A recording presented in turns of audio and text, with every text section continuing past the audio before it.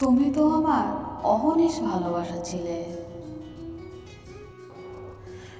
তোমার কাছে আমি দূর আকাশের তারা চাইনি, চাঁদ চাইনি, চাইনি আকাশের নীল টুকরো। আমি জানি তুমি তা আনতেই পারবে না। চাইনি কোনো দামি গিফট, কারণ আমার প্রয়োজন ছিল না ওসবের। চেয়েছিলাম স্রেফ তোমার একটু ভালোবাসা, যা তোমার অবহেলার চেয়ে তো অনেক কম। আমি তুষ্ট হতাম অতটুকুইতে। তুমি বুঝতে পারোনি, কারণ তুমি তোমার মন থেকে আমার অ্যাকসেপ্ট করোনি